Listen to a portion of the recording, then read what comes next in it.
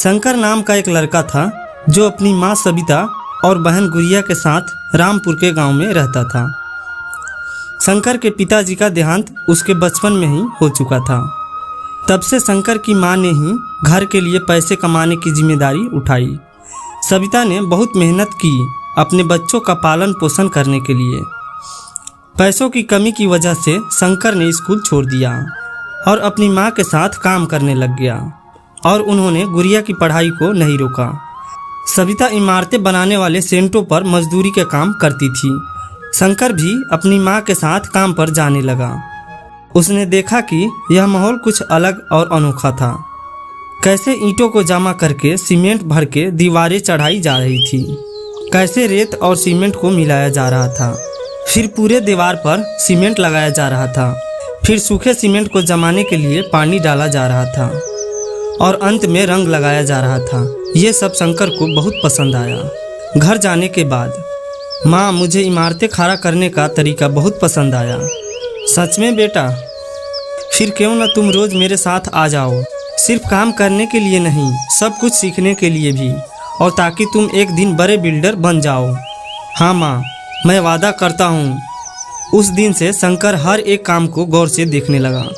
उसने जल्द ही सब कुछ सीख लिया। शंकर को इस काम में बहुत दिलचस्पी हो गई और इसी कारण वह अपना सारा काम जल्दी जल्दी ख़त्म कर देता था। बाकी के सारे मजदूर शंकर की कला को देखकर हैरान रह गए। सब लोग उसकी बहुत तारीफ करते थे और उसकी माँ को भी अपने बेटे पर बहुत गर्व महसूस होता था। इसी तरह शंकर ने 4 साल मन लगाकर काम किया।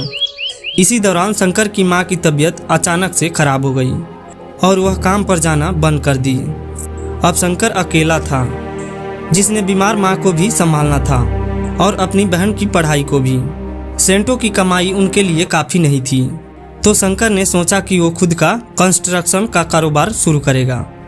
माँ, तब तक मैं मजदूरी करूँगा। अगर हमें हमारी समस्याओं को समाप्त करना है तो मुझे लगता है कि मैं खुद का कारोबार शुरू कर लूँ। मेरे बच्चे, यह तो बहुत ही अच्छा विचार है, पर पैसों के बिना कोई काम शुरू कैसे करोगे? मेरे पास एक योजना है। माँ, मैं चंपकलाल सेठ के घर में काम कर रहा था।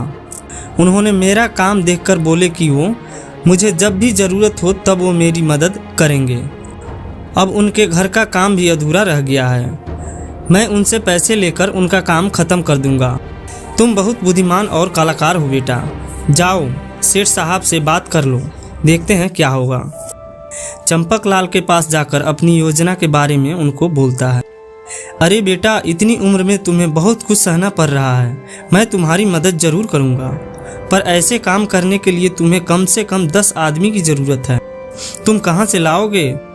सर जी, मैं कुछ लोगों को जानता हूँ, एकदम सही काम करते हैं और ईमानदारी से, वो भी कम पैसे में।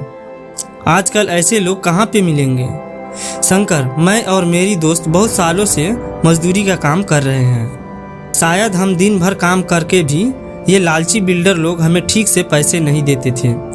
ऐसा बहुत सारे लोग ठोकर खा रहे हैं। सेठ जी, अगर मैं उनसे बात करूँगा तो हम ज़रूर एक साथ जोड़कर काम कर सकते हैं। ये सब तो ठीक है बेटा, किसके घर पे काम शुरू करोगे? सेठ जी, आपका भी तो काम कब से रुका पड़ा है। मैं आपका घर का काम देखते ही देखते ख़त्म कर दूंगा, देख लेना। ठीक है बेटा, जाओ और भगवान का नाम लेकर ये शुभ काम शुरू करो। शंकर अपने मजदूर दोस्तों के पास गया और उनको इस काम के बारे में बताया। सारे दोस्त इस विचार से खुश थे और तुरंत शंकर के उसको काम के लिए पैसे भी दिए। अगले दिन से सबको काम पर लगना था। अगले दिन शंकर के दोस्त आए अपना अपना सामान लेकर। शंकर ने बचे हुए पैसों के साथ बाकी का सामान लाया, जैसे कि सीमेंट, रेत, वकीरा। मजदूर पहुंचने से पहले ही उसने सारा माल और सामान तैयार रखा। सब लोग इस नए काम को लेकर बहुत खुश थे, क्योंकि सब जवान थे। वह काम भी जल्दी जल्दी ख़त्म करने लगे। शंकर बाकियों को सही दिशा दिखा रहा था काम करने का, और देखते ही देखते 2 महीनों के अंदर सारा घर तैयार हो गया। चंपकलाल का यह नया घर देखकर सब लोग हैरान रह गए। शंकर के पहले मालिक भी यह काम देखकर आश्चर्यचकित रह गए कि उसने इतना अच्छा मकान कैसे बनाया। चंपकलाल सेठ का घर देखकर अब बाकी के भी लोग भी अपने अपने मकान बनवाने के लिए शंकर को बुलाने लगे। शंकर बेटा, तुमने इतने कम समय में मेरा इतना अच्छा मकान बना दिया। वाकई में लाजवाब काम किया तुमने। सेठ साहब ने फिर शंकर को अपने काम के लिए अच्छा खासा पैसा भी दिया। पैसों के साथ उसने माँ की भी सेहत का ख्याल रखा और अपनी बहन को भी बेहतर स्कूल में डाला। उसने खुद के परिवार के लिए भी मकान बनवाया। 18 साल के अंदर अंदर शंकर ने कई प्रकार के लोगों से काम लिया। उसने अपनी कला का इस्तेमाल किया मेहनत के साथ, जिसकी वजह से उसको प्रशंसा मिली। अंत में उसने अपने परिवार को सुखी भरा जीवन दिया। इस कहानी से हम यह सीखते हैं कि परिश्रम के बिना प्रतिभा किसी काम का नहीं।